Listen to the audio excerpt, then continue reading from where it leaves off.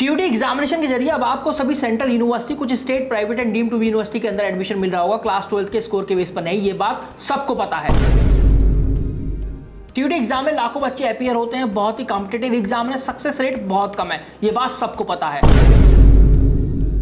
इस एग्जाम के साथ जेईई और नीट एग्जाम को मर्ज करने की बात चल रही है और ये एग्जामिनेशन सेकंड लार्जेस्ट एग्जामिनेशन है for all the class 12 student to do the UG programmes, ये बात सबको पता है। लेकिन कुछ ऐसी बातें हैं सीयूटी एग्जाम के बारे में जो कि अभी तक आपको नहीं पता चली होंगी, ना आपने कहीं यूट्यूब पर देखा होगा, ना आपने पढ़ा होगा, ना ही आपके किसी मेंटोर ने अभी तक आपको बताया होगा, ये मुझे पूरा यकीन है। तो इस वीडियो के माध्यम से आपके सामने मैं आकाश शुक्ला डिस्कस करने वाला हूं वो सभी अननोन फैक्ट्स या फिर unexplored things about CUET examination. So without wasting any time let's start the video. सबसे पहली बात मैं आपको बताता हूं, ये तो पता है कि सीयूटी एग्जाम के जरिए आपको क्रॉस स्ट्रीम का ऑप्शन मिल जाता है विदाउट एनी डिसएडवांटेज। लेकिन क्या आपको पता है कि अब कॉमर्स और ह्यूमैनिटीज वाले स्टूडेंट भी साइंस का एक बड़ा course BTech IT and MI information technology mathematical innovation BTech एक कोर्स कर सकते हैं, इंजीनियरिंग का एक कोर्स कर सकते हैं यूनिवर्सिटी ऑफ दिल्ली से, इसके क्लस्टर इनोवेशन सेंटर कॉलेज से, जिसका हाईएस्ट पैकेज 31 लाख रुपए साल का गया और 10 से 12 लाख रुपए साल का एवरेज पैकेज देखने के लिए मिलता है। यहां पर नंबर ऑफ सीटों की बात करें तो लगभग 50 नंबर ऑफ सीटें हैं। लेकिन एक बड़ी अपॉर्चुनिटी जो कॉमर्स एंड ह्यूमैनिटीज वाले स्टूडेंट को मिलती है आफ्टर सीयूटी एग्जामिनेशन वो यही है कि अब वो अगर अपनी स्ट्रीम से बोर हो चुके हैं या फिर उनका मन करता है टेक्निकल फील्ड में जाने का तो वो बीटेक भी कर सकते हैं। दूसरी बड़ी बात यार, 1 साल 2 साल 3 साल 4 साल के प्रोग्राम तो आपने सुने होंगे, लेकिन आपको पता है सीयूटी एग्जाम के बाद आप कुछ इंटीग्रेटेड प्रोग्राम भी कर सकते हैं, कुछ 5 साल के प्रोग्राम भी कर सकते हैं। Central university of Rajasthan, central university of Haryana से आप इंटीग्रेटेड बीएससी प्लस एमएससी या फिर इंटीग्रेटेड बीए प्लस एमए का कोर्स कर सकते हैं। अगर आपको टीचिंग फील्ड में इंटरेस्ट है, अगर अभी से आपको पढ़ाना अच्छा लगने लगा है तो आप क्लास 12 के बाद सीधा बीए प्लस बीएड भी कर सकते हैं central university of south Bihar और सेंट्रल यूनिवर्सिटी कश्मीर से। बीसीए तो आपने सुना होगा, लेकिन बीसीए प्लस एमसीए भी अब कर सकते हैं आप डेटा साइंस के अंदर, जो कि बहुत नया कोर्स है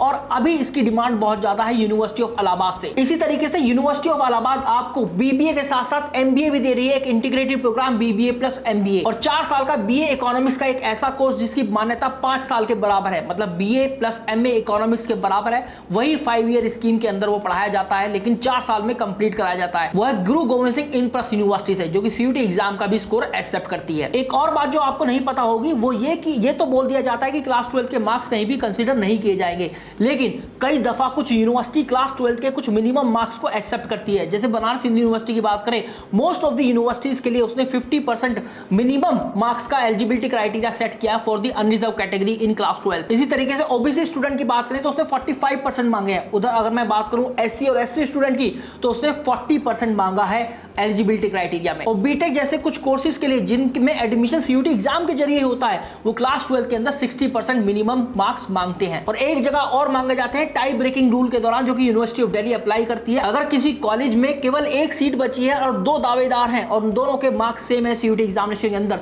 तो फिर सीयूटी एग्जाम का स्कोर कंसीडर ना करके क्लास 12 के मार्क्स कंसीडर किए जाते हैं। पहले देखे जाते हैं बेस्ट ऑफ 3 सब्जेक्ट क्लास 12 के, फिर बेस्ट ऑफ 4, फिर बेस्ट ऑफ 5।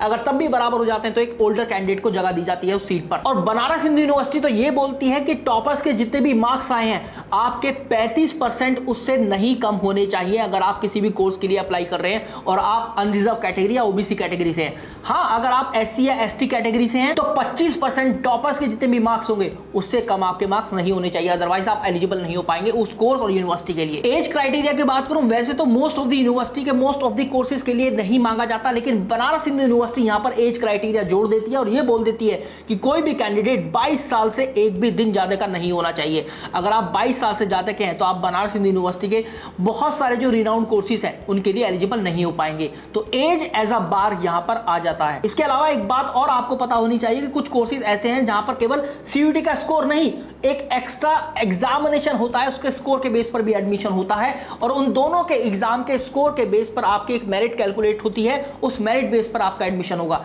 जैसे मैं बात करूं बैचलर ऑफ परफॉर्मिंग आर्ट और बैचलर ऑफ फाइन आर्ट्स, जहां पर आपका सीयूटी का एग्जाम तो होगा ही, सीयूटी का स्कोर कंसीडर किया जाएगा, साथ में एक प्रैक्टिकल एग्जामिनेशन भी होगा यूनिवर्सिटी की तरफ से। तो प्रैक्टिकल एग्जामिनेशन के मार्क्स और आपका सीयूटी का स्कोर दोनों को मिलाकर मेरिट कैलकुलेट होती है और तभी आपका स्कोर ओवरऑल जनरेट होता है। एक बात और पता होनी चाहिए आपको कि सीयूटी एग्जामिनेशन तो आ गया है, इंट्रोड्यूस हो चुका है 2022 से, लेकिन इसके आने के बावजूद भी कंपटीशन कम नहीं हुआ है, इनफैक्ट कंपटीशन और बढ़ा है और पर सीट कंपटीशन काफी हाई देखा जा रहा है। अगर मैं बात करूं सीयूटी एग्जाम के के बाद यूनिवर्सिटी ऑफ दिल्ली, जो कि सबसे बड़ी सेंट्रल यूनिवर्सिटी निकल कर आती है, वहां पर BCom programme, BCom honours, B honours political science, B honours history, B honours geography, B honours English, कुछ ऐसे कोर्सेज हैं जो कि सबसे ज्यादा कॉम्पिटिटिव देखे जाते हैं। और एक दफे का आंकड़ा तो मेरे पास ये है कि B honours political science Hindu college के लिए अगर 49 सीटें हैं तो 43,000 से भी ज्यादा बच्चों ने अप्लाई कर दिया था और 880 से भी ज्यादा स्टूडेंट फाइट कर रहे थे एक सीट के लिए। रिजल्ट ये रहा कि उस कॉलेज की उस कोर्स के लिए कट ऑफ 800 में से 797 प्लस गई। सीयूटी एग्जाम की बात करें तो 63 सब्जेक्ट टेस्ट है, जहां पर 33 लैंग्वेजेस, 29 डोमेन सब्जेक्ट और एक जनरल टेस्ट देखा जाता है।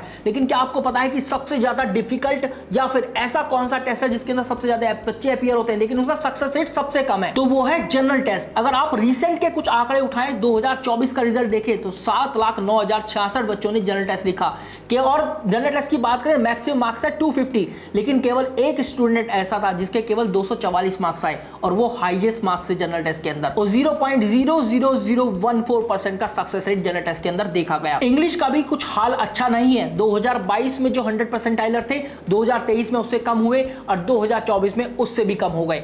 2024 में 200 में से 200 लेकर आने वाले बच्चे केवल 1683 थे, जबकि जो बच्चे अपीयर हुए थे वो थे 8,22,518। ये तो हम जानते हैं कि यूनिवर्सिटी ऑफ दिल्ली बच्चों की सबसे पहली प्रायोरिटी होती है, लेकिन क्या आप जानते हैं यूनिवर्सिटी ऑफ दिल्ली की बात करूं तो अगर अलग अलग बोर्ड के स्टूडेंट आते हैं वहां पे सबसे ज्यादा बच्चे सीबीएसई बोर्ड के देखे जाते हैं। क्या आपको पता है कि 3,04,699 बच्चे जिन्होंने एप्लीकेशन फॉर्म फिल किया था उनमें से लगभग 2 लाख बच्चे सीबीएसई बोर्ड के ही थे। तो अगर कोई स्टेट बोर्ड से है या फिर आईएससी बोर्ड से है और वो सीयूटी एग्जाम लिखने जा रहा है तो एक बार समझना, क्योंकि सीबीएसई बोर्ड वाले बच्चे आपको टफ कंपटीशन देने वाले हैं, तो आपको एनसीईआरटी और अच्छे से पढ़नी है इस बार। एक और बात मैं बता देता हूं आपको कि एज ऑफ 2024 एनटीए बोलता है कि आप मैक्सिमम 6 सब्जेक्ट टेस्ट के अंदर अपीयर हो सकते हैं और उनमें से कितनी भी लैंग्वेज होनी चाहिए, कितनी भी डोमेन टेस्ट होनी चाहिए, मतलब कोई भी मिनिमम या मैक्सिमम का क्राइटेरिया सेट नहीं किया गया है किसी भी सेक्शन से। बस ये बोल दिया गया है कि मैक्सिमम 6 सब्जेक्ट टेस्ट। आपको ये पता होना चाहिए कि अगर आप 3 डोमेन सब्जेक्ट ना लेकर 4 डोमेन टेस्ट फिल करते हैं तो जिस कोर्स या यूनिवर्सिटी के लिए आप अप्लाई कर रहे हैं और वहां पर एनी 3 डोमेन की डिमांड कर गई है तो वो यूनिवर्सिटी उस कोर्स या कॉलेज के लिए आपका बेस्ट ऑफ 3 का स्कोर पिक करेगी। यकीन मानिएगा एसआरसीसी में बच्चों का एडमिशन बिजनेस स्टडीज की वजह से नहीं, फिजिकल एजुकेशन की वजह से भी हुआ है, क्योंकि उसका एक ऑप्शनल सब्जेक्ट था और उसके मार्क्स फिजिकल एजुकेशन में ज्यादा है as compare to business studies, जबकि क्लास 12 में इसका उल्टा था, फिजिकल एजुकेशन में कम और बिजनेस स्टडीज में ज्यादा। तो सीयूटी एग्जामिनेशन की बात करें, it has always been unpredictable, बहुत ज्यादा डायनेमिक है, नोबडी नोस कि अगले मूवमेंट में क्या हो जाए। So guys, this was all about the video. Do like the video, share it with your friend as well अगर आपको ये वीडियो यूजफुल लगी है तो। और एक बात और बताइएगा कमेंट सेक्शन में कि ऐसी कौन सी बातें हैं जो आज आपको नहीं पता चली हैं सीयूटी एग्जाम के बारे में। This is Aakash Shukla signing off and good luck for the examination. If you guys want to connect with us and you want a free of cost counselling session with us, you can call at 7676534400। और अगर आप CUET exam की तैयारी करें then you can visit our courses at www.toprankers.com। Thank you.